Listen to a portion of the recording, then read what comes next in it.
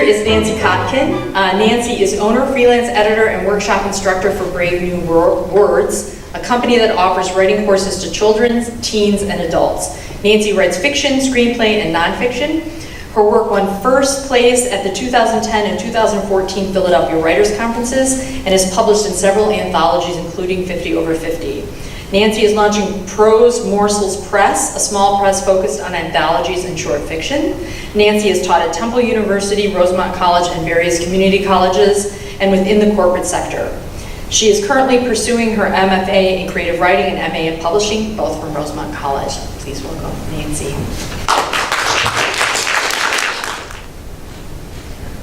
If only I hadn't worked overtime that day. If only I had emptied out the baby pool. If only I had picked up Maxwell's toys before I left for work. If only Marshall hadn't tripped. If only he hadn't hit his head. If only, if only, if only. Part of her dried up that day. Now Misty chokes on her unshed tears. She avoids water as if it is all contaminated. She can no longer stand the sight of the treacherous, traitorous, crystalline liquid. She stops showering. She refuses to turn on the tap for any reason. She chokes her pills down dry.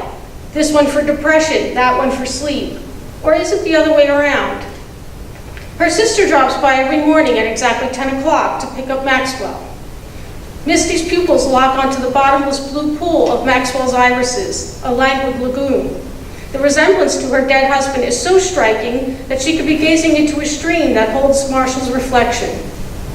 But this is Maxwell's face, with Marshall's square jaw, Marshall's quirky mouth that turns slightly up in the left corner and slightly down in the right, Marshall's straight nose.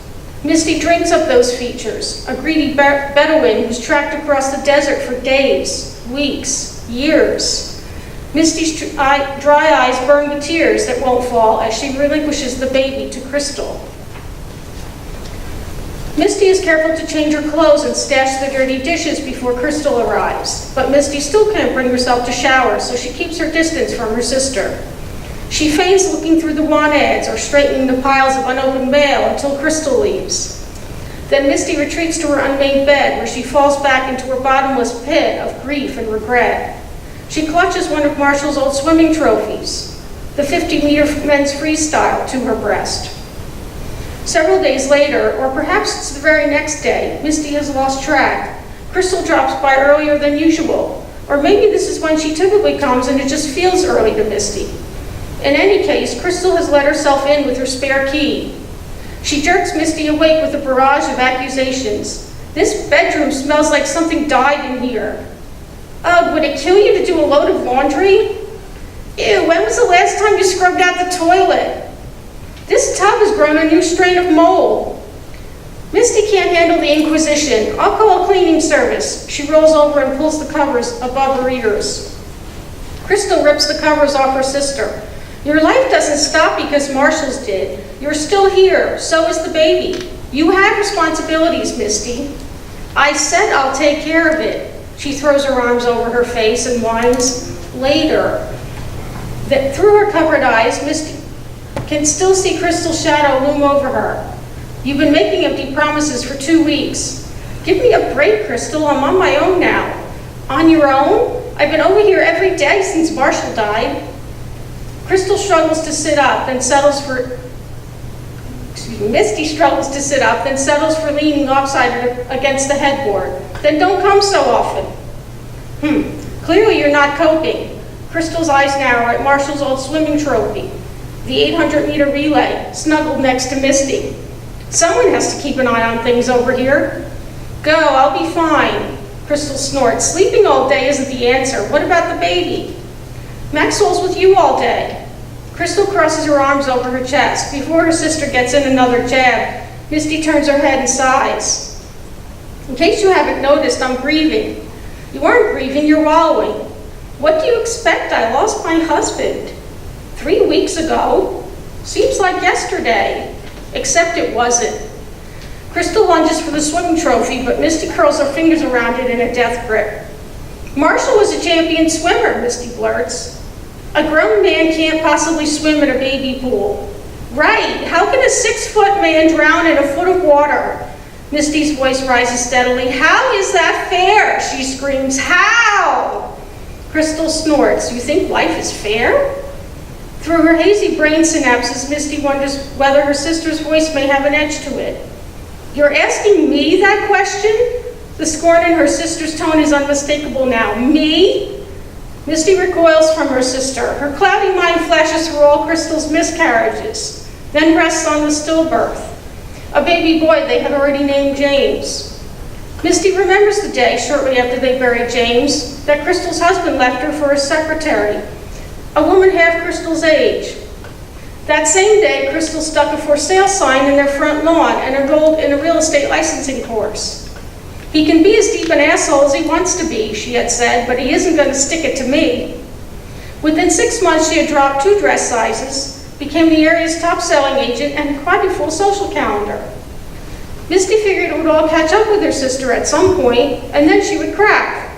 But it's been 2 years, and Misty has never seen so much as a hairline fracture.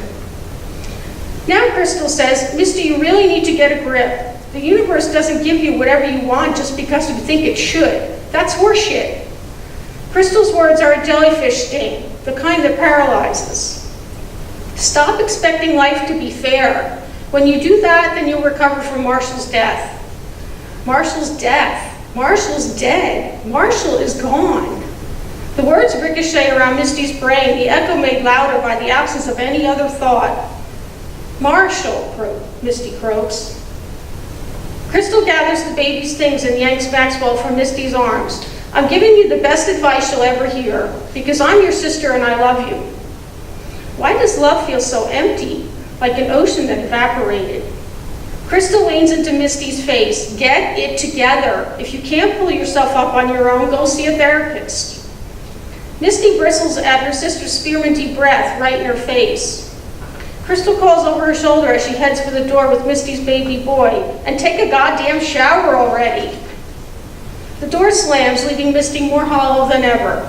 Alone with her thoughts, Misty's brain swirls like a muddy puddle disturbed by a single tear, or a champion swimmer diving right into the middle of it. Misty gets the phone directory out and turns to the medical section.